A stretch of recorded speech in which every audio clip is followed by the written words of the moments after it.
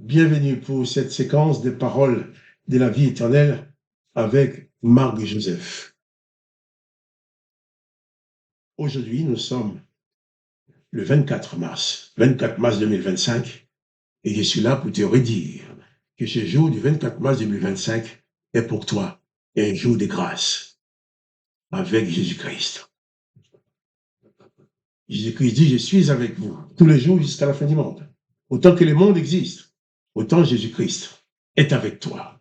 Il convient pour toi de le reconnaître, de le croire et de faire en sorte que ta vie soit toujours en harmonie avec les paroles de Jésus-Christ. Si Jésus-Christ demeure dans ta vie, il va te diriger.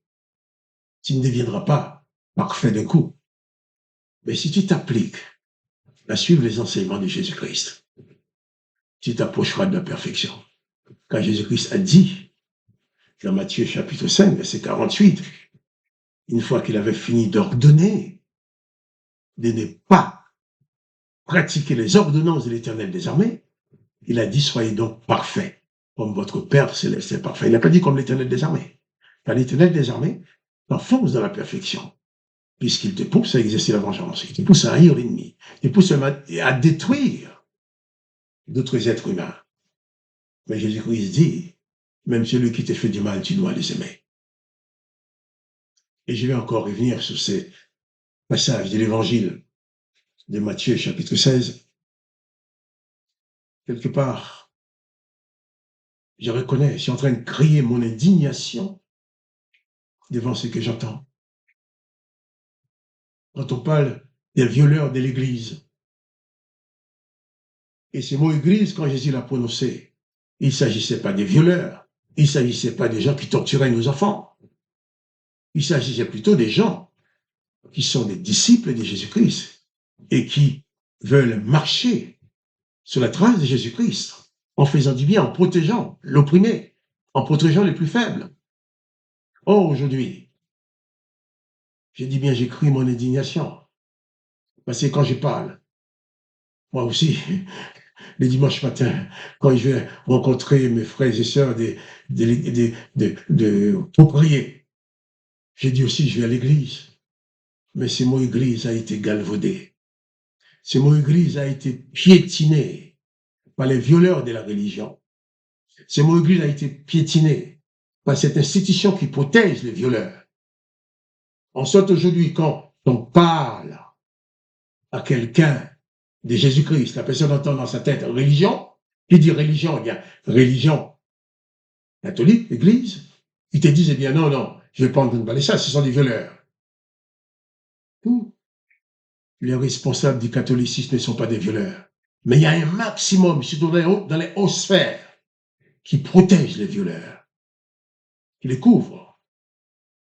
Et je ne parlerai pas des pratiques qui peuvent exister entre eux. Ça, c'est leurs affaires. Mais quand j'entends que ces gens-là, sous prétexte qu'ils sont des religieux, sous prétexte qu'ils sont des prédicateurs de l'évangile, d'abord ils se font appeler pères. Le père qui viole les enfants. Et ensuite, il y a des gens autour qui sont au courant, qui laissent passer tout ça, qui ne disent rien. Comme si chacun s'était né par quelque chose. Personne ne dit rien. Il faut qu'un jour, une victime, ouvre la bouche pour dire voilà ce qu'on m'a fait, pour que les autres parlent. Pour qu'on nous jette dans la figure tous ces comportements diaboliques, comportements d'assassins que ces gens ont eu sous couvert de leur religion à l'égard des enfants. Attention, il ne faut pas faire des confusions.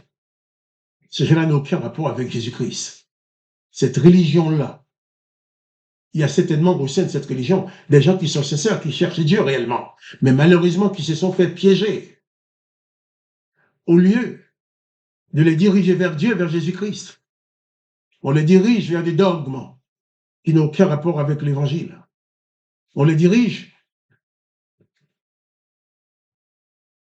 J'allais dire, je ne trouve pas de mots. Je ne trouve pas de mots. On leur donne un visage d'homme de confiance. Et en dessous de leurs vêtements sacerdotaux, c'est les violeurs, c'est le lion, c'est les prédateurs qui se cachent. Attention, il faut croire en Jésus-Christ, mais pas en ces gens-là. Il ne faut pas prendre ces gens-là comme exemple. Si tu prends ces gens-là comme exemple, eh bien toi-même, tu auras ta perte. Parce qu'à cause d'eux, tu refuseras de recevoir Jésus dans ton cœur. Tu refuseras de devenir membre du corps de Christ, de l'Église de Jésus-Christ. Or, je dis, ces clubs de violeurs, ce n'est pas l'Église.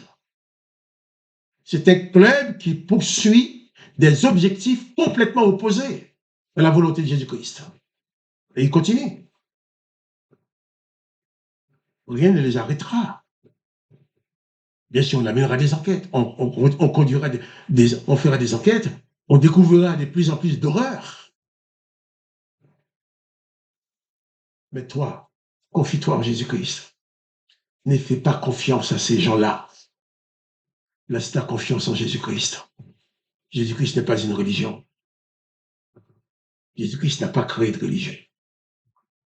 Jésus-Christ n'a pas interdit aux hommes de se marier, n'a pas interdit aux femmes de se marier.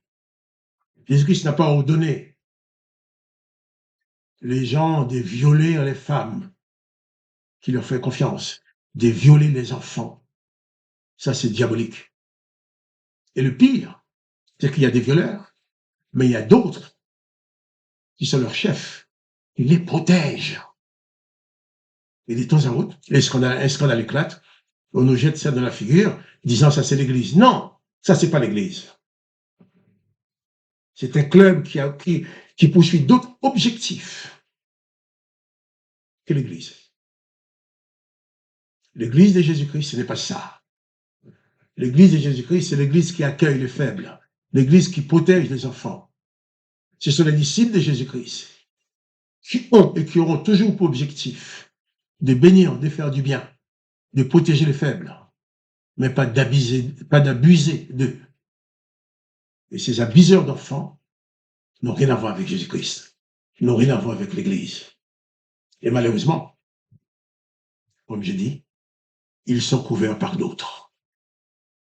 Comme s'il y a des gens qui montrent beau visage de confiance,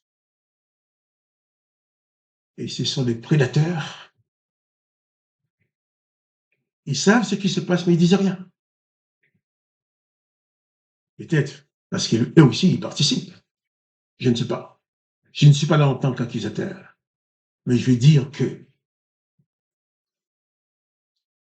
il faut faire attention à ne pas tomber dans le piège de confondre l'Église de Jésus-Christ avec ces gens-là. Ça, ce n'est pas l'Église. La religion n'est pas la religion de Jésus-Christ. Jésus-Christ n'a pas de religion. Jésus-Christ a dit d'aller dans toutes les nations, de faire des disciples. Disciples des gens qui vont apprendre à vivre comme lui. Et les hommes ont créé des grandes organisations religieuses qui rassemblent beaucoup de richesses et qui commet des crimes, des viols, dans le secret entre les murs, feutrés, où personne ne dit rien. Eh bien ça, ce n'est pas l'Église de Jésus-Christ. Quand on te parle de Jésus-Christ, pense Jésus-Christ, ne pense pas religion. Mais la religion peut te rendre méchant et mauvais, criminel. Mais Jésus-Christ te conduira vers la perfection. Comme il a dit, soyez donc parfaits, comme votre Père céleste est parfait. J'ai cru mon indignation. Je ne pouvais pas ne pas le faire, car je suis vraiment indigné de voir ça. Mais j'ai cru que le Seigneur ait pitié de ses victimes et qu'il touche les cœurs de ses bourreaux aussi, qu'ils se repentissent et qu'ils ne continuent pas à torturer, à violer nos enfants. Que le nom de Jésus-Christ soit béni, que toi aussi tu sois béni. Mais surtout, sache que Jésus-Christ n'est pas dans la religion. Dans ton cœur, oui. Ne crois pas à la religion. Crois seulement en Jésus-Christ. À demain pour les paroles de la vie éternelle.